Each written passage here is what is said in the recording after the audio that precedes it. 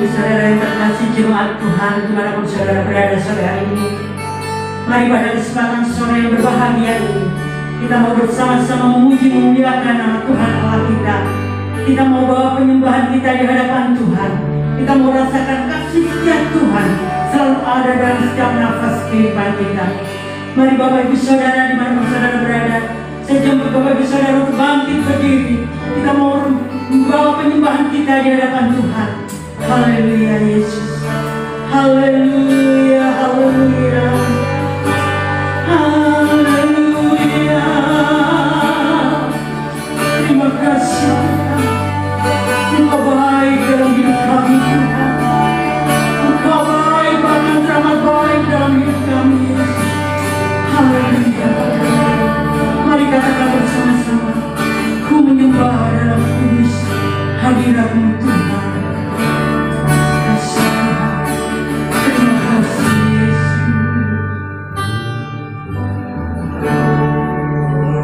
Menyembah dalam kudus hadirat-Mu, hampiri tata kasih karya-Mu Bapa.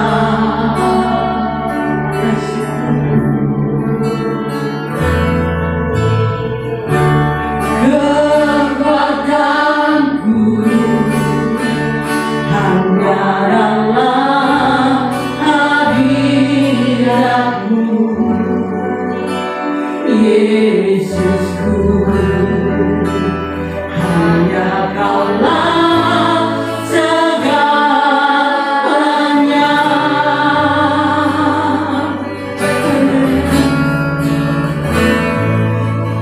Yakin Kau hadir di sini, ku rasakan kuasa yang tak terbatas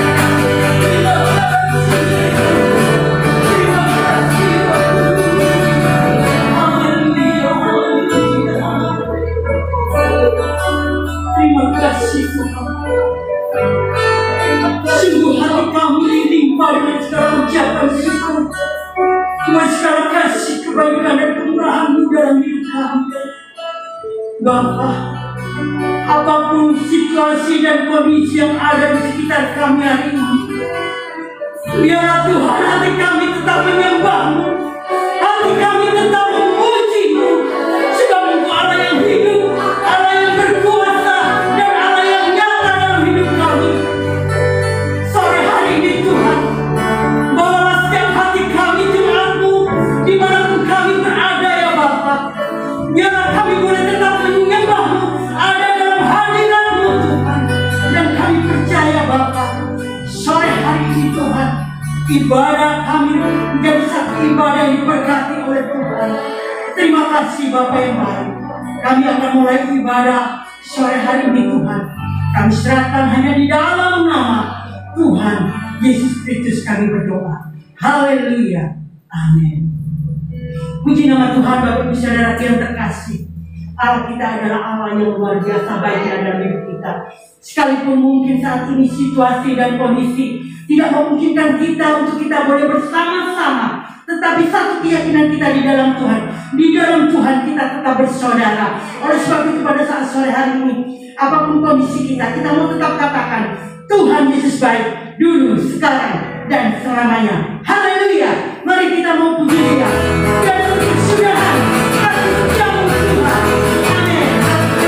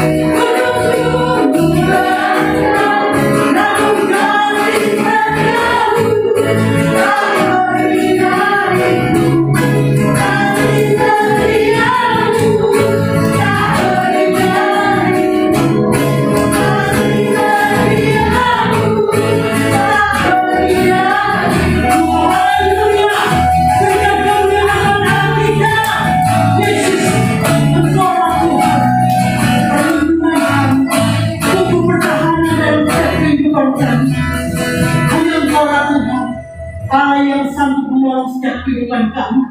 Dari manakah datang pertolongan kami, Tuhan? Pertolongan kami hanya datang daripada-Mu.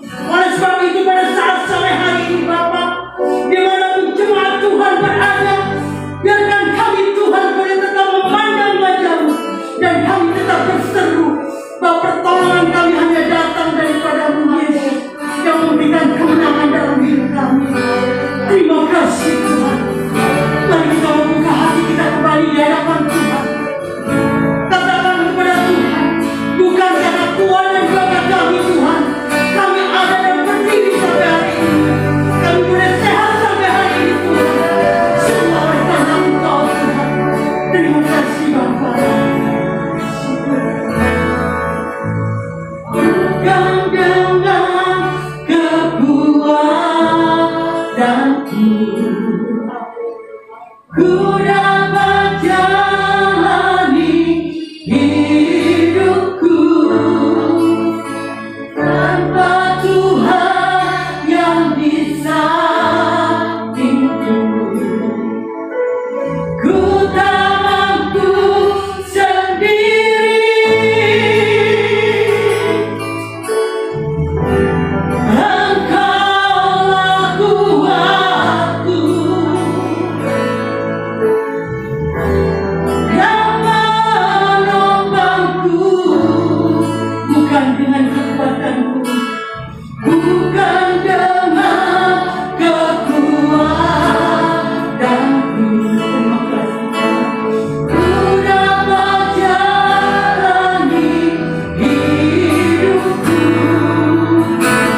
tanpa Tuhan yang di sampingku. Ku tak mampu sendiri, Engkaulah kuatku yang menopangku. Ku pandang wajah-Mu dan berseru,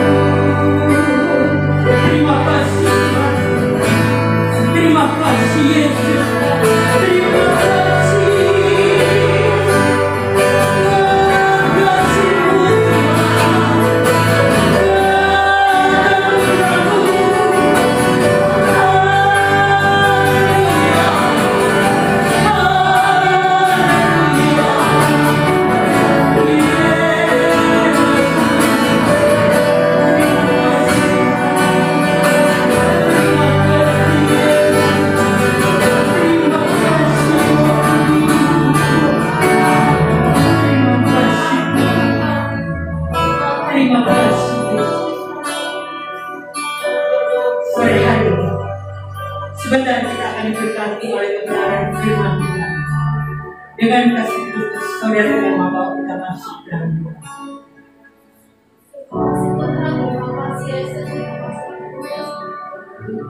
Kami sudah memuliakan nama-Mu ya Bapa, yang Tuhan kami dapat menyenangkan hati-Mu ya Bapa, dan kami juga mengucap syukur untuk kesehatan yang telah Kau berikan kepada kami ya Bapa, sehingga kami dapat mengikuti ibadah hari ini ya Bapa.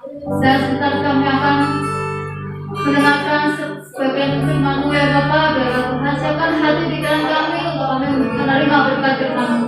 Dan kami pun juga berdoa bagi hamba-Mu Tuhan yang saat itu memberikan firman-Mu Tuhan. Biarlah Kau pakai lagi lebih heran ya Bapak, Kau juga berkati kami semua ya Bapak. Inilah doa kami Tuhan, kami alaskan doa kami ini dengan ucapan syukur hanya di dalam nama Tuhan Yesus Kristus. Haleluya. Amin. Haleluya, puji nama Tuhan. Saat ini kita kembali di dalam firman Tuhan. Tadi kita sudah memuji membesarkan nama Tuhan. Tiba saatnya kita dibentuk, diingatkan oleh firman Tuhan. Sekali lagi di minggu yang kedua ini di dalam masa PPKM ini, walaupun kita dibatasi oleh aturan yang ada, kita harus ibadah di rumah kita masing-masing. Tetapi kita bersyukur dan kita tetap percaya ini tidak mengurangi hadirat Tuhan hadir di dalam hidup kita semua. Amin, saudaraku. Kita percaya bahwa Tuhan sudah hadir melawat kita semua. Kita percaya Allah Roh Kudus bekerja dalam kehidupan kita masing-masing. Dan biarlah saat ini kita juga membuka hati kita supaya firman Allah boleh jatuh di tanah hati kita yang paling baik. Kita bersyukur, mari kita boleh tetap belajar, kita sama-sama diingatkan, kita sama-sama dibentuk, sehingga membuat kita semakin setia sampai akhir. Walau apapun yang terjadi, kita tetap percaya dan setia kepada Tuhan. Puji nama Tuhan, mari kita akan membaca Alkitab kita di dalam kitab Roma pasal yang ke-8. Mari kita melihat saudaraku di dalam kitab Roma pasal yang ke-8 ayat yang ke-35. Di sini berbicara tentang keyakinan iman kepada Tuhan Yesus Kristus. Mari kita akan baca bersama-sama ayat ini. Kita akan membaca saya di sini yang membimbing, dan saudaraku bisa membaca di rumah. Mari kita membaca dalam kitab Roma pasal 8 ayat yang ke-35. Demikian firman Tuhan. Siapakah yang akan memisahkan kita dari kasih Kristus? Penindasan atau kesesakan, atau penganiayaan, atau kelaparan, atau ketelanjangan, atau bahaya, atau pedang. Dalam kitab Roma pasal 8 ayat ini juga tentu tidak asing lagi buat kita semua, saudaraku. Sebelum kita melihat lebih jauh lagi di sini bahwa saya turut mendukung semua bagi jemaat Tuhan biar tetap setia sampai akhir. Apapun kondisi yang Bapak Ibu Saudara alami, marilah tetap beriman yakin kepada Tuhan kita Yesus Kristus. Amin. Karena di akhir-akhir ini tentunya mari kita semakin merenungkan, semakin mendalami, semakin memahami bahwa inilah tanda-tanda kedatangan Tuhan semakin dekat, saudaraku. Mari kita mawas diri, mari kita berkaca, janganlah kita terbawa arus oleh dunia ini yang membuat kita akhirnya tidak lagi yakin dengan kepercayaan kita. Kenapa firman Tuhan ini saat hari ini berbicara di dalam Roma pasal 8 ayat 35? Karena saya berkaca di dalam akhir-akhir ini, di dalam masa pandemi ini, kita melihat bahwa kita melihat angka itu lonjakan pasien, lonjakan orang-orang yang terpapar di rumah sakit dan sebagainya, itu semakin banyak. Tapi kita bersyukur juga banyak juga yang disembuhkan. Jadi di sini kita melihat bahwa saya melihat Tuhan, apa yang Tuhan sedang kerjakan di dalam kehidupan anak-anak Tuhan, apa yang Tuhan sedang kerjakan di akhir zaman ini, terutama kita kembali lagi ibadah secara online. Kenapa Tuhan izinkan? Kalau di luar sana kita banyak mendengar banyak orang yang mencibir pihak pemerintah, untuk apa vaksin? Toh buktinya juga, mati juga. Untuk apa? Kita nggak percaya corona dan sebagainya. Ada begitu banyak kejadian bukan di akhir-akhir ini. Ada banyak kejadian. Bahkan saya mendengar juga di lingkungan ini dalam satu hari di musola, di masjid, ada banyak pengumuman orang yang dipanggil Tuhan. Dan bahkan anggota keluarga kami pun yang ada di tempat yang lain juga terpapar COVID juga dipanggil Tuhan. Dan tidak itu saja, ada bagian anggota keluarga saya juga pribadi yang di Surabaya, ada 5 orang yang terpapar COVID. Kemarin saya video call dan puji nama Tuhan, mereka tidak mengalami sesak nafas. Mereka hanya batuk, mereka hanya di tenggorokan ini terasa getir atau bagaimana, dan akhirnya ya udah mereka swab dan dinyatakan positif dan akhirnya isolasi mandiri. Dan kita melihat kelangkaan dari barang-barang medis yang ada, kita juga melihat akhir-akhir ini adalah hal yang luar biasa. Bahkan yang lagi booming susu beruang ya, yang notabene susu sapi tapi orang katakan susu beruang, dan yang banyak dibeli orang dan akhirnya terjadi kelangkaan dan sebagainya. Dan kita saya melihat ada begitu banyak situasi peristiwa yang boleh katakan ini baru pandemi. Apakah lagi kalau terjadi masa antikris? Saya tidak bisa membayangkan betapa mencekamnya, betapa menakutkannya, betapa ngerinya kalau kita masuk di dalam masa 3,5 tahun antikris anugerah. Di dalam hal ini saja, di dalam beberapa minggu ini saja masa pandemi, kita melihat pemerintah memberikan sekatan-sekatan baik yang ke Malang, Surabaya, dan beberapa lalu pun kalau saya ke Pasuruan juga ada juga penyekatan di jalan-jalan protokol. Kita melihat juga mulai sepi, juga mulai banyak orang yang mengeluhkan pendapatan yang mereka harusnya bisa mendapatkan pendapatan segini, tapi akhirnya mereka berkurang dengan terjadinya penyekatan. Saya nggak tahu apa yang Tuhan izinkan, yang Tuhan kehendaki di dalam negara kita nih, Bapak Saudaraku. Tetapi satu hal di sini yang memberi kekuatan kepada kita di dalam tema keyakinan iman kepada Tuhan kita Yesus Kristus. Mari kita melihat apakah yang menakutkan, apakah yang mengkhawatirkan situasi di akhir zaman ini, di akhir-akhir ini. Apakah itu membuat kasih kita kepada Kristus berkurang?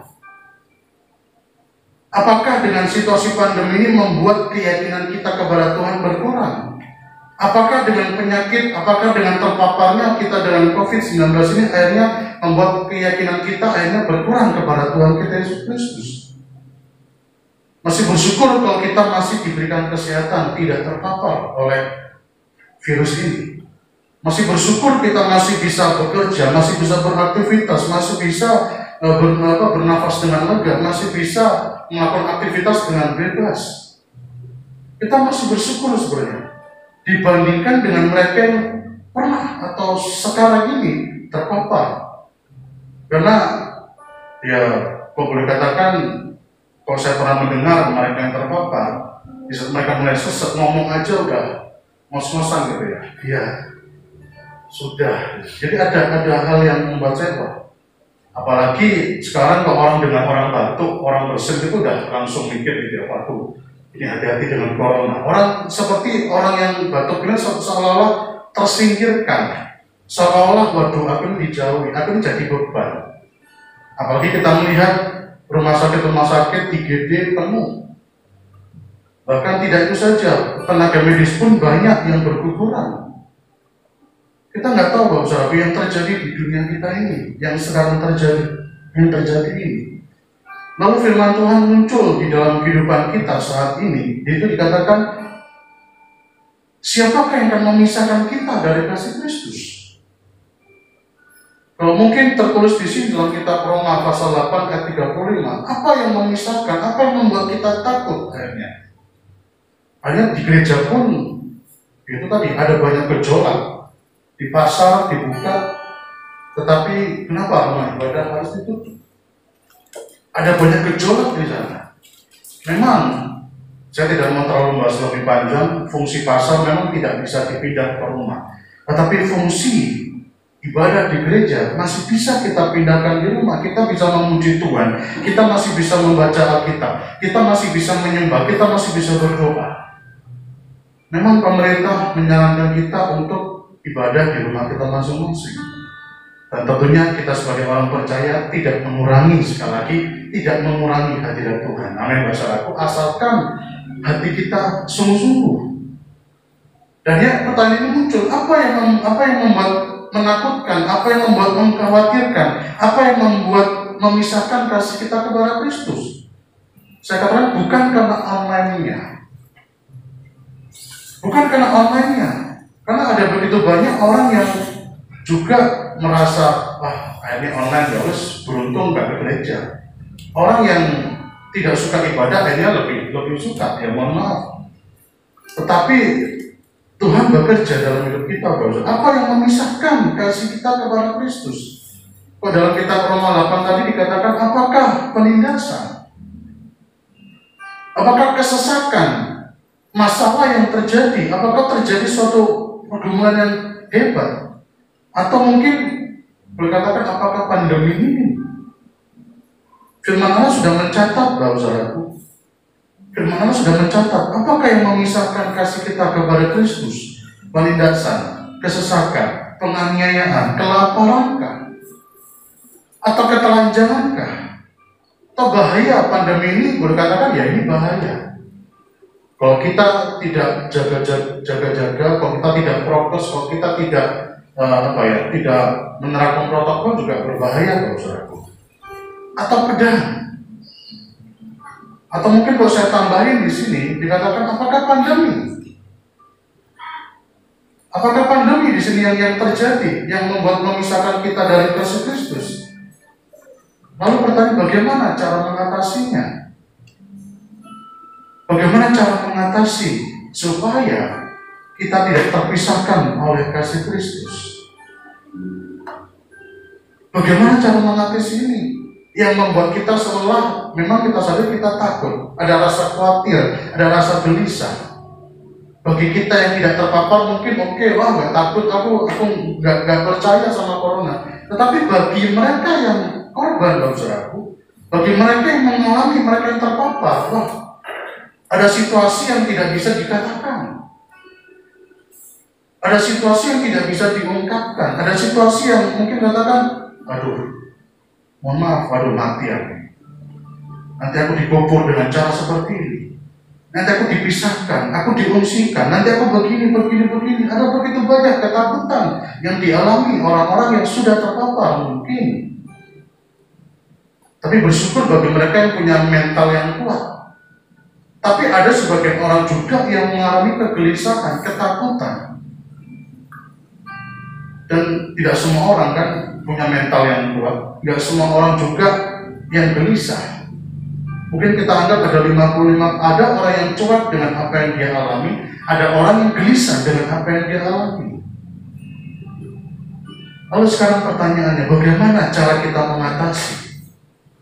Kalau mulai rasa takut itu muncul, lalu rasa kadar kasih kita kepada Kristus mulai berkurang karena di masa pandemi ini, di mana ada orang yang merasa kalau nggak ibadah offline itu, kalau nggak ibadah di gereja itu rasanya kurang gitu loh.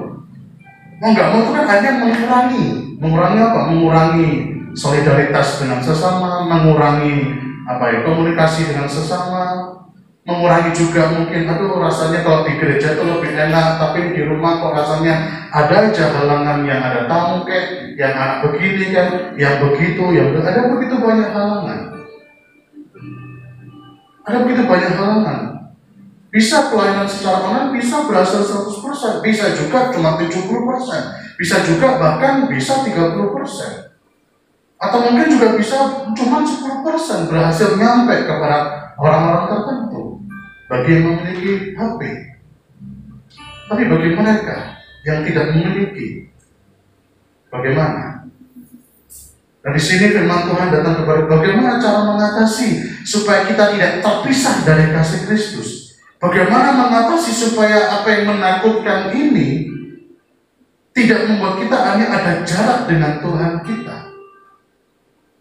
Ada sesuatu yang menghalangi, ada sesuatu yang mulai seperti seolah menjauhkan. Orang nggak ibadah kan rasanya gak enak begini. Akan ada rasa ada rasa sesuatu yang gak enak. Tetapi firman Tuhan sekali lagi datang kepada kita, yang harus kita pahami, Bapak Saudaraku. Bagaimana cara mengatasi rasa takut, rasa gelisah, rasa khawatir, atau sesuatu yang mulai agak memisahkan kasih kita dengan Kristus. Kita harus cepat-cepat sadar, Bapak Saudara. Kita harus cepat-cepat koreksi, kita harus cepat-cepat ingat. Yang pertama, kalau kita mau melihat, Bapak Saudaraku, yang pertama kita harus sadari bahwa Tuhan itu adalah Tuhan yang sangatlah mengasihi kita. Tuhan sangat mengasihi kita. Yang pertama dalam kitab Yeremia dan yang kedua dalam kitab 1 Yohanes. Pertanyaan bagi saya dan saudara adalah, percayakah Anda terhadap rancangan Tuhan? Kan dalam kitab Yeremia 29 ayat 11 katakan di situ kan, rancangan Tuhan itu bukan kecelakaan. Amin. Bukan kecelakaan. Rancangan Tuhan itu damai sejahtera. Rancangan Tuhan itu indah. Yang menjadi pertanyaan kita, sadarkah kita, apakah kita percaya dengan rancangan Tuhan yang indah itu? Atau saat ini kita sudah mulai berkurang rasa percaya kita terhadap rancangan Tuhan yang indah? Tuhan kok ibadah online lagi? Tuhan kok begini lagi? Tuhan kok aku terpapar? Tuhan kok aku begini? Kok aku hadapi masalah ini yang menyakitkan? Tuhan kok begini? Atau pertanyaan dalam kitab 1 Yohanes 4, sudahkah kita, Anda, saya hidup di dalam kasih Allah? Kenapa? Mari kita lihat dalam kitab 1 Yohanes 4 ayat yang ke-18. 1 Yohanes 4 ayat 18, saudaraku. 1 Yohanes pasal 4 ayat yang ke-18. Mari kita baca bersama-sama ya. Anda di rumah juga membaca supaya semakin kuat ayat ini. 1 Yohanes 4 ayat 18, di dalam kasih, apa yang dikatakan sana? Tidak ada ketakutan. Kasih yang sempurna melenyapkan ketakutan. Sebab ketakutan mengandung hukuman, dan barang siapa takut, ia tidak sempurna di dalam kasih Allah.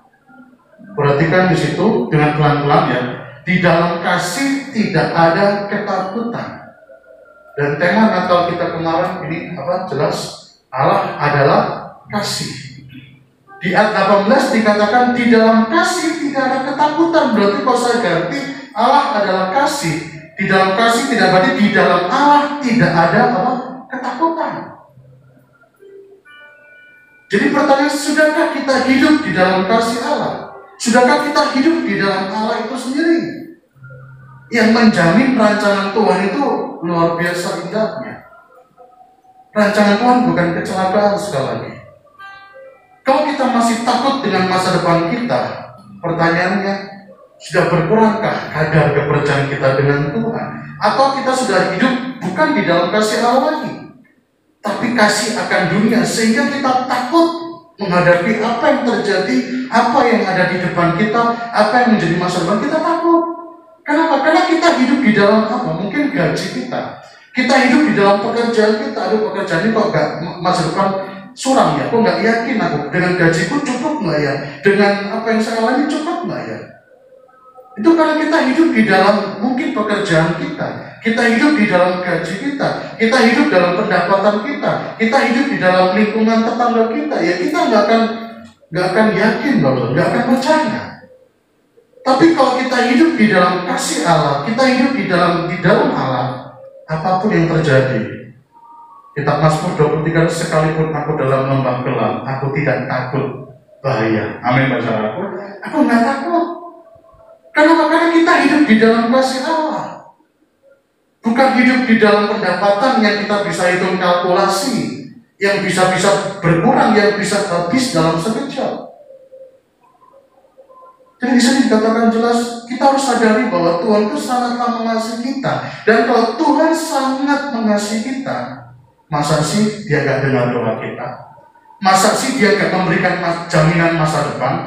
Masa sih dia biarkan kita sendirian? Masa sih di saat kita sakit Tuhan biarkan kita tergeletak? Dalam kitab Mazmur kan Tuhan gak akan pernah biarkan kita jatuh tergeletak. Amin, saudaraku. Kan ada pujiannya. Kan ada pujian di situ. Dan kita yakin sebab Tuhan menopang. Tidak dibiarkan kita jatuh tergeletak, saudara. Kenapa? Karena Tuhan sangat mengasihi. Ayat 19 kata, kita mengasihi karena Allah lebih dahulu mengasihi kita, saudara.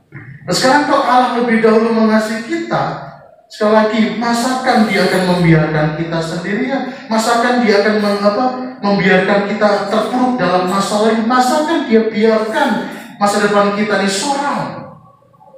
Saya nggak yakin. Karena Tuhan lebih dahulu mengasihi kita, maka dia pasti menjamin masa depan kita. Dia menjamin pekerjaan kita. Dia menjamin, dia memelihara dengan utuh. Yohanes pasal 17, doa Yesus, peliharalah mereka Tuhan. Jadi di sini bangsa kita sadari, yang pertama yang harus sadari, Tuhan itu sangat mengasihi kita. Tuhan itu sangat, dan kalau Tuhan sangat mengasihi kita, percayalah dan yakinlah masa depan kita indah. Dan kalau toh pun kita mungkin saat ini sakit, terpapar atau apapun, percayalah Tuhan sangat mengasihi dan Anda pasti dilepaskan, Anda pasti dilegakan, Anda pasti disembuhkan. Kalau toh pun mungkin terburuknya, saya katakan, kalau toh pun terburuknya sampai dipanggil Tuhan, percayalah Tuhan lebih mengasihi orang tua kita, Tuhan lebih mengasihi istri kita, suami kita lebih mengasihi anak kita, atau Tuhan lebih mengasihi saudara kita. Toh lebih enak hidup di surga bukan daripada hidup di dunia, amin. Di surga itu wah gak ada ratap tangis lagi. Di dunia, waduh luar biasa kejamnya. Di dunia sakit, penderitaan. Payah loh, saudara. Coba Anda melihat di dalam kitab Roma tadi, Roma pasal 8, hidup dunia itu penuh dengan penderitaan. Di dalam Roma pasal 8, kita melihat di sana, di dalam ayat yang ke-18, perhatikan. Inilah pengharapan anak-anak Allah yang percaya kepada Dia. Sebab aku yakin bahwa penderitaan zaman sekarang ini tidak dapat dibandingkan dengan apa? Dengan kemuliaan yang akan dinyatakan kepada kita. Roma 8 ayat 18. Jadi hidup di dalam dunia itu menderita. Coba bayangkan Anda bangun pagi, subuh, doa pagi, baca Alkitab, sarapan, ngopi, makan singkong, keripik, mie dan sebagainya. Anda berangkat kerja. Di kerjaan Anda dituntut dengan target begini-begini. Kalau tidak mencapai target, Anda dimarahin dan sebagainya. Besok harus dikerjakan ya, besok harus begini. Demikian Anda pulang ke rumah. Belum lagi ada masalah yang lain. Lalu Anda istirahat. Demikian juga terus, itu bergulir, berjalan terus. Masih bersyukur kalau masih seperti dulu, Sabtu masih bisa weekend, Minggu pulang ke gereja atau sebelum bekerja mungkin Anda masih bisa rekreasi, masih bisa ke pantai, masih bisa. Ini sekarang tidak boleh bisa kemana-mana. Orang disuruh di rumah saja. Apakah ini nggak penderitaan, Bapak Saudara? Apakah ini nggak penderitaan? Jadi di sini kita bisa melihat, Bapak Saudaraku, apapun yang terjadi dalam kondisi kita masing-masing, Anda yang lebih tahu. Percayakah Anda terhadap rancangan Tuhan? Dan sudahkah Anda hidup dalam kasih Allah? Karena kalau kita sadari bahwa Tuhan sangat mengasihi kita, maka percayalah masa depan Anda indah. Tuhan tidak akan biarkan kita sendirian. Tuhan tidak akan biarkan kita sampai jatuh tergeletak. Tuhan tidak akan biarkan. Dia adalah sahabat yang baik, dia tidak pernah meninggalkan kita. Lalu yang kedua kita harus percaya, Bapak Saudaraku. Yang kedua kita harus percaya bahwa kita akan melihat kebaikan Tuhan apapun pergumulan kita. Coba kita lihat Mazmur 27. Mazmur 27, Bapak Saudaraku, kita lihat di sana. Mazmur pasal yang ke-27 ayat 13-14. Mazmur 27 ayat 13-14. Sesungguhnya aku percaya akan melihat kebaikan Tuhan di negeri orang-orang yang hidup. Nantikanlah Tuhan, kuatkanlah dan teguhkanlah hatimu. Ya, nantikanlah Tuhan. Firman kemarin, orang yang menanti-nantikan Tuhan mendapat kekuatan baru. Amin. Dan kita biasa pasal 40. Dan percayalah bahwa kita akan melihat kebaikan Tuhan walaupun mungkin sekarang posisi kita terjepit, kita tertekan. Seolah-olah kita mungkin sedang menghadapi pergumulan yang kok nggak selesai-selesai ya. Tapi milikilah keyakinan, kepercayaan bahwa aku akan melihat kebaikan Tuhan. Aku akan melihat kebaikan Tuhan di balik sebuah pergumulan, di balik sebuah masalah, problem yang terjadi. Aku percaya aku akan melihat kebaikan Tuhan. Seperti sebuah lagu, seperti pelangi, ya kan? Seperti pelangi di balik hujan. Ada sesuatu yang indah di balik pergumulan yang kita hadapi sekarang. Percayalah, Jangan sampai berkurang kadar iman kita kepada Tuhan karena masa-masa akhir-akhir ini. Mari saudaraku, nantikanlah Tuhan, kuatkan dan teguhkanlah hatimu.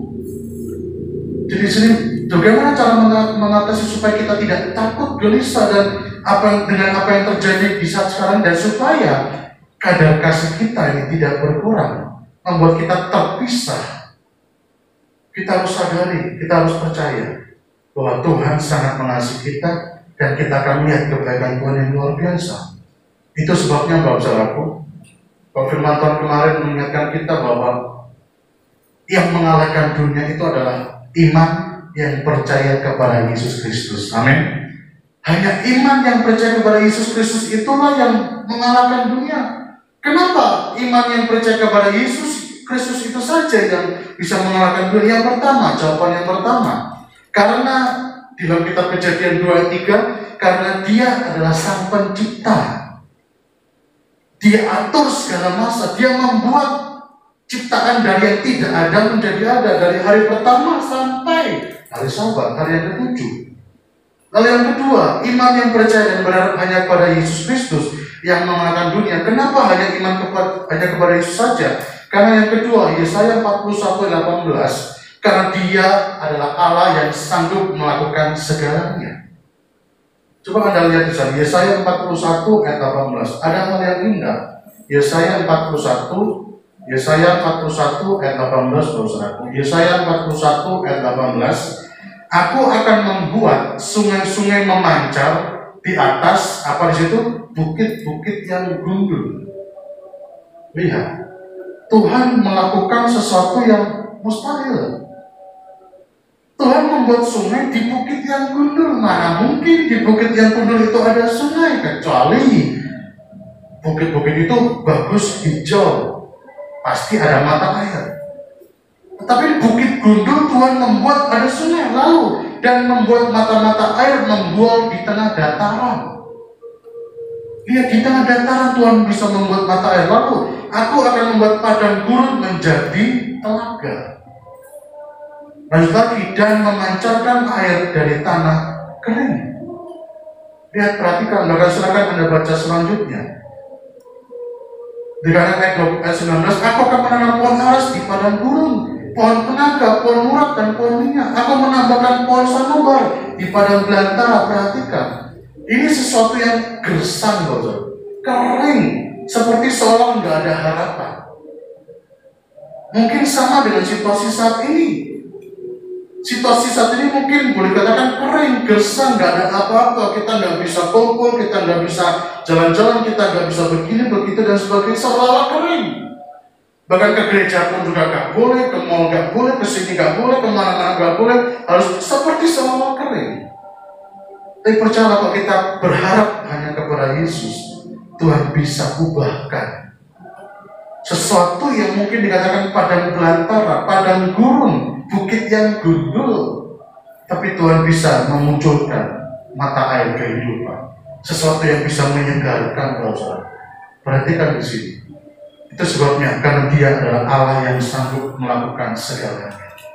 Lalu yang ketiga, karena Dia adalah Allah yang penuh kasih. Dia mengampuni dan menyelamatkan kita. Kisah 4 ayat 12, keselamatan di bawah pola pikir tidak ada selagi dalam nama Tuhan Yesus Kristus. Jadi sadarlah, Allah kita itu penuh kasih. Perhatikan film Passion of the Christ, kan? Di saat Yesus di atas kayu salib, mungkin hanya Yesus satu, dan saya pastikan hanya Tuhan Yesus satu-satunya yang bisa mengatakan, Bapa ampuni mereka. Mereka tidak tahu apa yang mereka perbuat, ya kan? Coba kalau manusia, wah, pikirannya kemana-mana udah. Pikirannya kemana-mana. Gak usah kita ketemu, kita hanya melihat status orang saja, pikiran kita udah kemana-mana. Wah, ini ngomong ke siapa ya?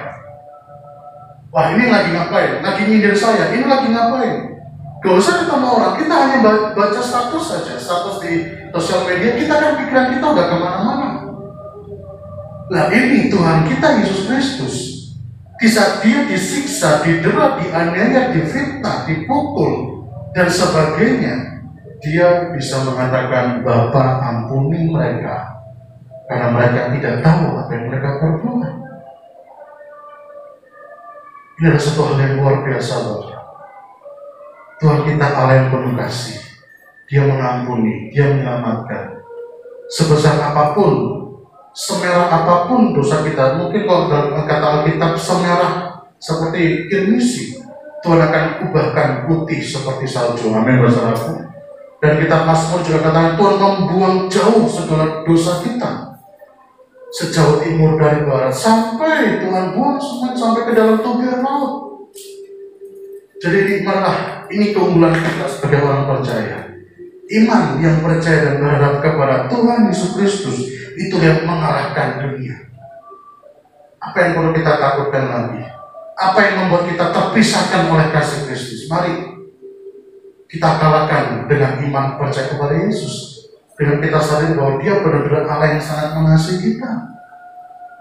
Tuhan kita bukan Tuhan yang pendendam, Bapak. Berbeda dengan manusia. Manusia itu pendendam. Manusia kalau nggak diminta maaf mungkin, kalau nggak minta maaf hati-hati kok. Manusia punya sifat seperti itu.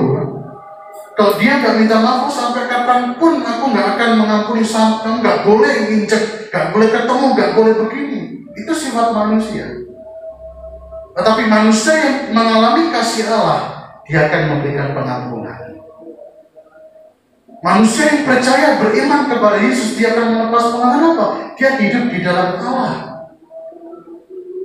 Kenapa? Karena Tuhan sudah mengampuni, maka aku pun juga harus mengampuni. Dan kita memutuskan dengan jelas, kalau kamu tidak mengampuni kesalahan orang, Tuhan pun tidak mengampuni. Kalau kamu mengampuni kesalahan orang, Tuhan akan mengampuni. Betapa besar kasih Allah kepada kita, Bapak. Dia sangat mengampuni. Berapa kali sih murid Yesus kan bertanya, Tuhan, Rabi, berapa kali aku harus mengampuni? 7 kali kah? Yesus katakan berapa? 7 kali 70 kali. 7 kali 70 kali. Lalu ada perempuan yang bersinah. Wah, dia seorang perempuan ini bersinah, dia perempuan yang saudara.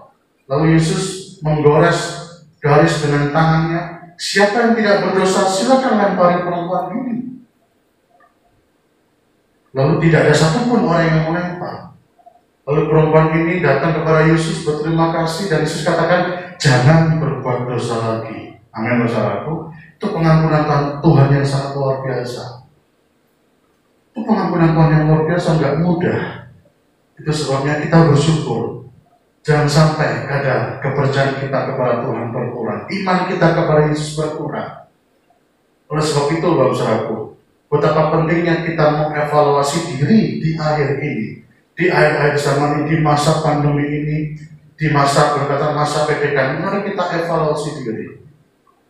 Mari kita evaluasi sebagai sesuatu yang terakhir penutup saat ini, firman Tuhan saat ini. Mari kita evaluasi diri, Bapak Saudara. Kalau kemarin kita sudah divaksin, puji firman Tuhan, dan sekarang orang masih mencari vaksin, maka vaksinlah hidup rohani Anda dengan firman Tuhan. Jangan hanya cuma sekedar baca.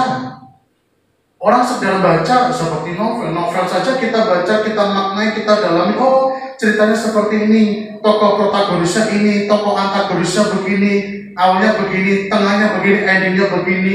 Masa kita membaca firman Tuhan juga gak ada yang nyantol, gak ada yang hidup, gak ada yang remah, gak ada yang bisa mengubah kita. Mari vaksin diri kita, masukkan firman Tuhan di dalam hidup kita. Apa yang kita baca dalam setiap hari, biar itu menjadi kekuatan di dalam hidup kita, Bapak. Mari kita jadikan kekuatan buat hidup kita. Karena firman Tuhan inilah. Mungkin gereja terbatas, Anda bisa lihat di YouTube dan sebagainya, tapi yang paling berkesan bagi saya, di saat Anda membaca Alkitab, di situ ada satu hubungan yang berbeda, bukan kata orang, bukan kata pendeta, bukan manipulasi siapa-siapa, tetapi Anda berinteraksi langsung dengan isi hati Tuhan. Apa ya yang Tuhan sedang bicara dalam hidup saya? Apa yang Tuhan sedang kerjakan dalam diri saya? Kalau Anda melihat hamba-hamba Tuhan yang lain, atau mungkin Anda melihat tayangan ini, itu Anda masih bisa masih bisa tersakiti mungkin, masih bisa tersinggung mungkin. Ini pendeta nyium saya, gak cocok Jadi masih ada hal-hal yang miss. Tapi kalau Anda berbicara langsung dengan Alkitab Anda, di rumah masing-masing, di kamar Anda sedang duduk, semuanya sedang hening, ada sedang membaca, maka yakinlah, maka Tuhan bekerjalah. Itu suatu hubungan yang berkatakan intim, Bapak Saudara. Momen inilah yang harus ayo kejar. Apalagi di momen sekarang ini yang berkatakan sedang luar biasa, masa pandemi ini. Bagi Anda yang mungkin sedang terpapar, di saat Anda melihat kanan kiri, Anda tidak ada siapa-siapa, mari bacalah firman Tuhan. Utarakan isi hatimu.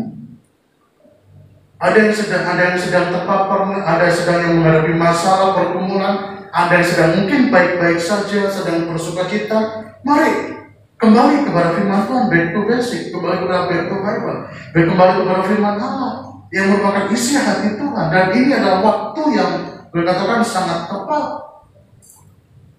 Kalau kita tidak boleh kemana-mana, melenceng pun juga nggak boleh. Kalau dulu mungkin waktu ibadah kita masih bisa kemana-mana, sekarang kemana-mana nggak bisa, gereja nggak bisa. Selagi kesempatan masih ada, mari pergunakan waktu, vaksin diri kita dengan firman Tuhan. Masukkan virus yang benar, bakteri yang benar, kuasa Allah ini. Kalau mungkin ada toksik yang tidak berobat, yang tidak berguna, kalau ada racun-racun yang mari kita masukkan firman Allah ini, Bapak Saudaraku. Mungkin kalau saya katakan tadi mungkin seperti bakteri atau apa kan, ya flu itu kan bakteri yang baik. Manusia itu butuh bakteri yang baik dan ada bakteri yang tidak baik. Mungkin ada tidak setuju, tapi saya katakan ini perlu. Saya tidak terlalu bahas kesan, tapi ini sangat perlu. Mumpung kesempatan banyak, kita tidak bisa pergi kemana-mana, tidak ada kesempatan untuk berbuat apa-apa, mungkin apalagi mohon maaf, di saat Anda sedang sendiri. Inilah waktunya kita kembali vaksin diri Anda dengan firman Tuhan. Masukkan sesuatu yang positif, masukkan sesuatu yang menguatkan dalam pikiran kita, dalam hati kita, sehingga terkoneksi keluar bahwa inilah anak Tuhan. Inilah iman orang yang percaya kepada Yesus. Karena kita tahu iman tanpa perbuatan adalah apa? Mati, kosong. Oke, Anda beriman sama dia, amin. Anda beriman, Anda berdoa di rumah, iya. Tetapi kalau perbuatan Anda tidak mencerminkan Kristus, iman tanpa perbuatan apa? Kosong, mati. Aku pelayan Tuhan, iya. Aku pengkhotbah, iya. Tetapi perbuatan Anda tidak mencerminkan kasih Kristus, apakah bisa menjadi berkat? Di saat kita tidak bisa mengampuni orang, lalu ada orang yang, firman Alkitab kan ngomong mengampuni itu 70 kali, mereka nggak mengampuni, nggak melakukan firman Tuhan dong. Bagaimana kita bisa mengaplikasikannya? Oh ya kan butuh waktu, ya memang butuh proses. Tapi kalau Anda memiliki iman yang percaya kepada Kristus, kita pasti bisa. Kau percuma kita menyimpan dendam, betul? Percuma kita menyimpan sakit hati. Percuma kita pelihara dosa. Untuk apa? Dari sini kita perhatikan, mari vaksin hidup kita dengan firman Tuhan, supaya hal-hal yang tidak berguna di dalam pikiran, perkataan, apa dalam hati kita dan tubuh kita bisa semakin sehat, sehat jasmani, sehat rohani. Sehat rohani lebih luar biasa. Karena ada begitu banyak orang sehat jasmani tapi rohaninya, amburadul. Ada orang sehat jasmani, kaya diberkati, tapi rohaninya amburadul. Apakah itu berguna? Yesus katakan, untuk apa memiliki segala di dalam dunia tapi kalau engkau binasa? Percuma. Lalu yang kedua, berkaitan dengan masa pandemi, masker, mulut kita dengan apa? Dengan doa kita, Bapak. dengan doa, pujian, dan penyembahan, serta ayo dalam perjamuan Tuhan, perjamuan kudus. Karena dalam kitab 1 Korintus itu menjadi peringatan buat kita, saudara. Itu sebabnya di gereja kita 1 bulan sekali kan ada perjamuan Tuhan. Untuk apa sih? Untuk mengingat penderitaan Tuhan, untuk mengingat kebaikan Tuhan, untuk mengingat bahwa dosa itu sudah diampuni gitu. Dan kita bisa memberitakan ini loh, Tuhan itu baik. Karena dosa manusia, seluruh umat manusia Tuhan mau dihukum untuk menghapus segala dosa. Kita tidak punya hutang lagi. Betapa luar biasa senangnya kan kalau kita tidak punya hutang. Dan semuanya sudah lunas dibayar oleh Yesus, saudara. Dosa-dosa kita dibayar lunas tanpa mungkin. Kalau saya katakan kita balas apa sih sama Yesus? Anda sudah membalas Yesus dengan apa? Mungkin Anda seminggu sekali ke gereja. Apakah cukup membalas kasih Tuhan? Apakah cukup? Jadi sering kita melihat maskerlah mulut kita dengan doa. Sebelum kita mengumpat atau mengutuk, ada Tuhan ampuni saya. Jadi dengan doa pujian penyembah itu mengurangi mulut kita untuk berbuat yang tidak patut, saudara. Dengan kita bertuhan, bentuklah saya Tuhan, ampuni saya Tuhan, kuruslah, pakailah hidup saya Tuhan, berkati saya kan. Dengan mulut kita akhirnya kita ngomong dengan Tuhan kita. Dan akhirnya dalam penerapan kita sehari perbuatan tindakan kita tidak akan mudah untuk mengutuk orang, tidak akan mudah untuk sumpah serapah, tidak akan mudah dengan omong kosong. Janji-janji, oh ya Tuhan, lagi berkati, aku akan setia.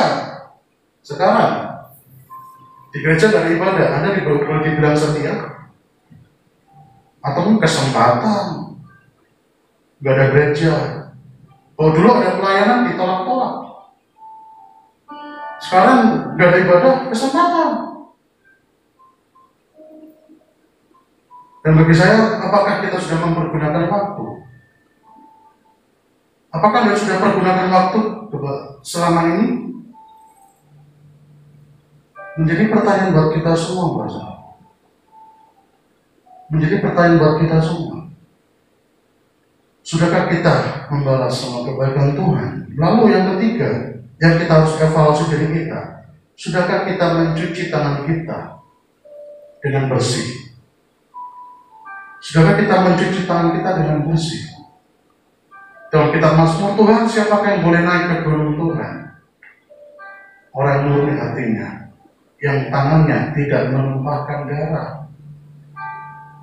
Nah, sudahkah kita mencuci tangan kita, saudara? Apa yang sudah kita perbuat dengan tangan kita ini? Sudahkah dengan tangan kita ini kita sudah mempersembahkan yang terbaik bagi Tuhan? Sudahkah kita mengangkat berserah kepada Tuhan? Sudahkah kita memberi yang terbaik buat Tuhan? Dan yang menjadi berguna lagi, sudahkah kita mengembalikan miliknya Tuhan? Ada begitu banyak pertanyaan kan di situ. Apakah kita sudah mengevaluasi diri kita? Kalau prokes salah satunya adalah mencuci tangan. Untuk apa? Supaya tidak ada kuman. Karena kita sering memegang ini dengan, apalagi ke orang Jawa, apalagi orang Indonesia kan makan caukan. Sudahkah kita mencuci tangan dengan mempersembahkan yang terbaik bagi Tuhan? Lalu yang terakhir, jaga jaraklah dengan dosa. Karena dosa inilah yang memisahkan kasih kita dengan Kristus, saudara. Dan tadi Roma 8 ayat 35 katakan bahwa apakah yang memisahkan kasih kita kepada Kristus? Di situ tidak disebut dosa. Tapi sebelum mencapai dosa, itu ada penindasan, ada kelaparan, ada kesesakan, ada penganiayaan, ketelanjangan, bahaya, perang. Itu jasmani. Itu semua jasmani, saudaraku. Tetapi satu hal yang krusial, yang paling vital juga, yang memisahkan kita dengan kasih Kristus, itu adalah dosa. Tanpa ketelanjangan, tanpa bahaya, tanpa pedang, tanpa penindasan, tanpa kesesakan, dengan kita hidup berkutat di dalam dosa, itu juga memisahkan kasih kita dengan Kristus. Kalau di ayat-ayat sebelumnya, ayat 34, 33, Kristus adalah pembela bagi hidup kita, supaya kita ditebus, supaya kita diselamatkan. Tetapi iblis suka, dia bolos, dia suka menipu, dia suka mengadu dengan Allah Bapa. Seperti Ayub, oh itu loh Tuhan, Ayub begini. Iblis ingin membuat kita jatuh dalam dosa, saudara. Perhatikan anak-anak Ayub bagaimana hidupnya. Ayub ditulis, Ayub adalah orang yang saleh. Tapi bagaimana dengan istri dan anak-anaknya? Ayub adalah orang yang saleh, orang yang luar biasa. Tapi bagaimana dengan sekali lagi istri dan anak-anaknya? Setiap hari Ayub meminta ampun. Setiap hari Ayub meminta ampun, saudara. Supaya anak-anaknya kalau berbuat dosa, Tuhan ampuni. Dan inilah tugas seorang kepala rumah tangga. Ini tugas seorang pemimpin. Ini tugas dari seorang orang tua untuk terus menjaga jarak dengan dosa. Tuhan, ampuni istriku, ampuni anak-anakku kalau berbuat dosa. Dan buktinya kan jelas. Di saat anak-anaknya sedang pesta pora, anak-anaknya sedang berbuat yang tidak benar di hadapan Tuhan, Tuhan tumpas mereka. Hartanya dihabiskan, istrinya pun hanya mengutuki, tinggal Ayub. Jadi Bapak Saudaraku, di momen saat ini mari kita semakin yakin dengan Tuhan kita. Amin. Apapun yang terjadi, apapun yang terjadi, selagi kita diberikan kesempatan, mari kita jaga diri kita dengan baik. Jaga diri kita dengan baik. Baik itu dengan imun kita, baik itu kita jaga dengan keseharian kita, dan yang terutama rohani kita, saudara. Kenapa kita sadari, kita percaya Tuhan kita sangat mengasihi kita, maka kita yakin kita akan suka dengan firman Tuhan, kita akan bergaul dengan Tuhan kita akan lebih dekat, suka berdoa, suka menyembah kepada, dan yakin Tuhan pasti memberi rencana yang indah, kemenangan, kesembuhan, pemulihan, berkat, sukacita, dan sejahtera itu Tuhan pasti berikan. Tinggal tergantung bagaimana saya dan saudara saat ini.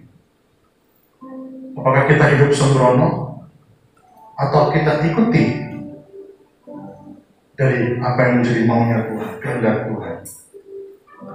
Jadi apa yang memisahkan kita dari Kristus?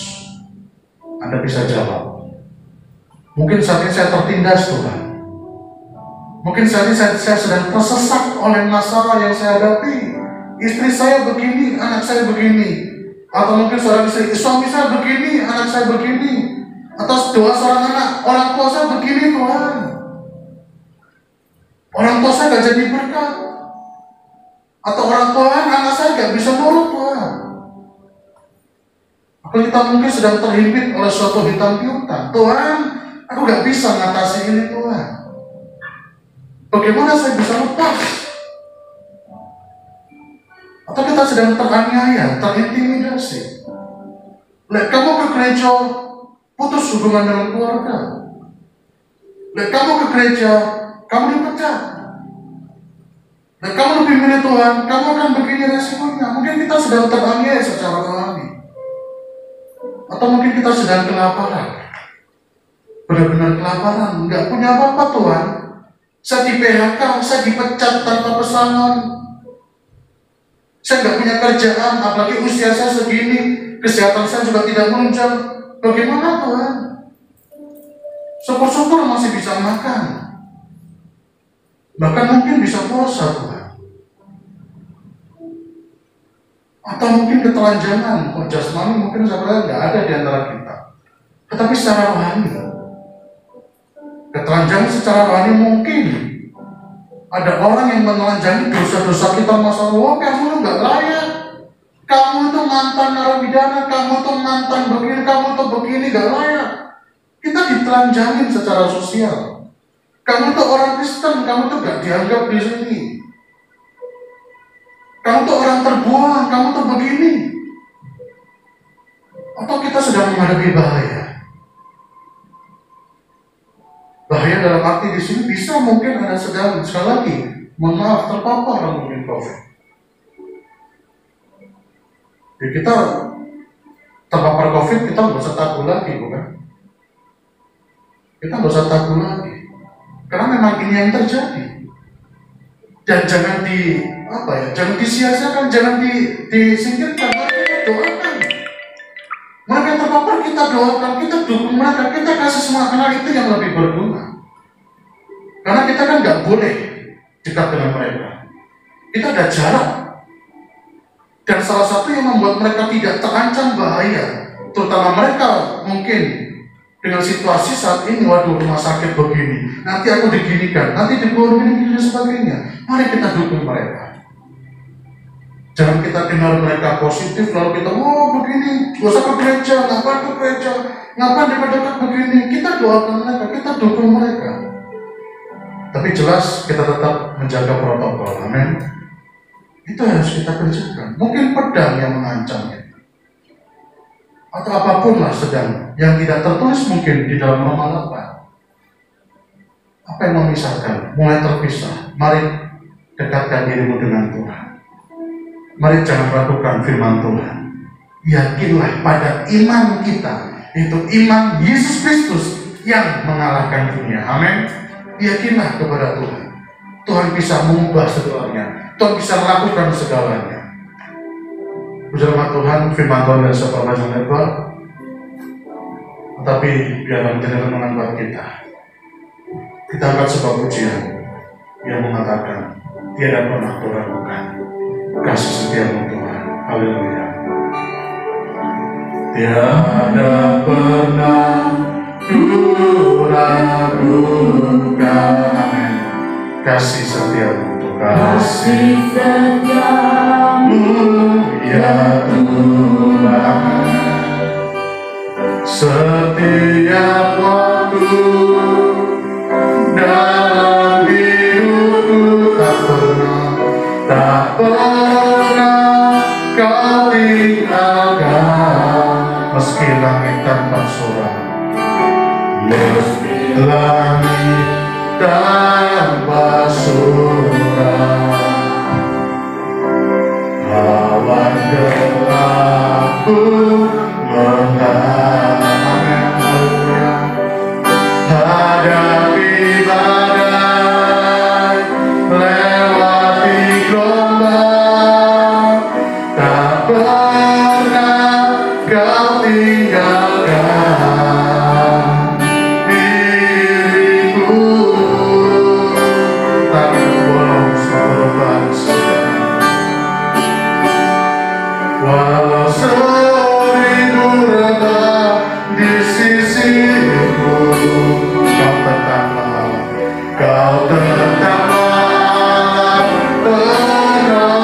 Walau 10.000, walau 10.000 rentang di kananku, takkan ku goyah sebab Yesus sertaku. Amin. Kita katakan dengan iman, tiada pernah kuragukan, tiada pernah kuragukan kasih-Mu Tuhan, kasih setiamu ya Tuhan.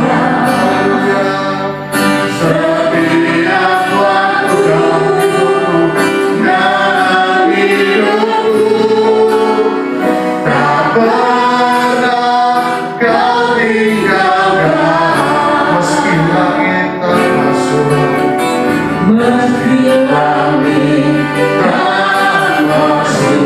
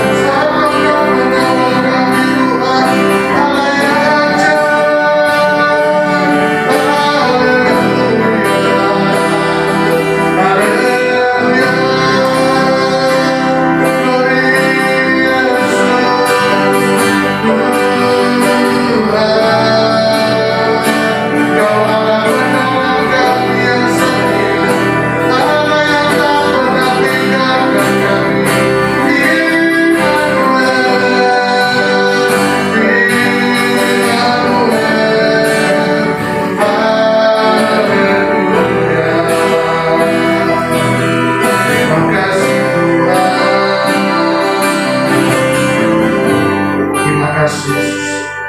Terima kasih atas firman-Mu yang menentukan, menyadarkan kami. Biarlah kami mengevaluasi diri kami. Sudahkah kami tetap percaya akan firman-Mu? Sudahkah kami hidup di dalam kasih Tuhan? Karena di dalam kasih, di dalam Allah tidak ada ketakutan lagi Yesus. Kami percaya masa depan kami indah Tuhan. Masa depan kami indah di dalam Engkau. Tuhan sangat mengasihi kami. Tuhan sangat peduli dalam hidup kami. Tuhan pasti menolong. Tuhan pasti memberi kekuatan. Tuhan pasti memberi kelembutan. Tuhan pasti memberi kemampuan, kesanggupan untuk kita melewati segala masalah yang kita hadapi. Saya tidak tahu apa yang Anda alami. Mungkin Anda sedang menghadapi pergumulan yang berat. Pastikan Anda tetap percaya, beriman kepada Yesus, karena Dia akan kuatkan kami. Tuhan kuatkan Anda. Tuhan kuatkan kita semua. Dan kita akan melihat kebaikan Tuhan. Kita akan melihat kebaikan Tuhan di balik sesuatu yang gelap ini Tuhan. Kami tidak sendiri. Kami tidak sendiri. Yesus di pihak kami. Dan kalau Allah di pihak kami, siapa yang melawan kami? Tidak ada Yesus. Bahkan kuasa iblis dipatahkan. Pengaruh iblis dipatahkan. Untuk dosa dipatahkan Tuhan. Hidup kami berkemenangan. Kami tidak dikuasai oleh orang ketakutan. Kami menang bersama. Kami menang bersama Yesus. Apapun pergumulan kami menang. Kami menang bersama Yesus. Tuhan di pihak kami. Tuhan yang membela hidup kami. Tuhan yang membela kehidupan kami. Membela keluarga kami. Tuhan yang membela Yesus. Menyediakan yang terbaik buat kami. Haleluya. Terima kasih. Berkati kami. Tuhan, Engkau menjamah hamba-hamba, anak-anak-Mu, jemaat-Mu, siapapun yang mendengar firman-Mu saat ini. Kuatkan mereka. Kuatkan mereka Tuhan. Dalam nama Yesus. Yang sakit disembuhkan dalam nama Yesus. Oleh bilur-bilur sembuhkan. Angkat rasa sakit penyakit kami. Ataupun ada yang terpapar Tuhan, sembuhkan, angkat, bangkitkan imun kami dan iman kami. Dalam nama Yesus, dalam nama Yesus. Sesuatu terjadi, mujizat terjadi Tuhan.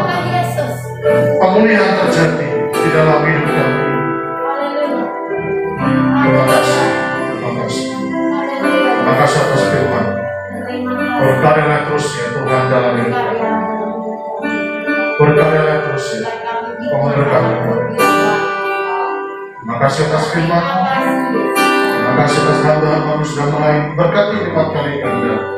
Berkati yang sudah mendengar saat ini Tuhan. Pemenaruh iman kami yang kuat, yakin kami percaya dalam nama Tuhan Yesus. Terima kasih. Kiranya Engkau memberkati aku berlimpah-limpah dalam perubahan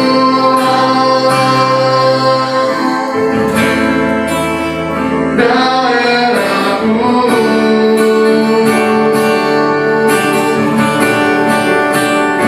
Dan kiranya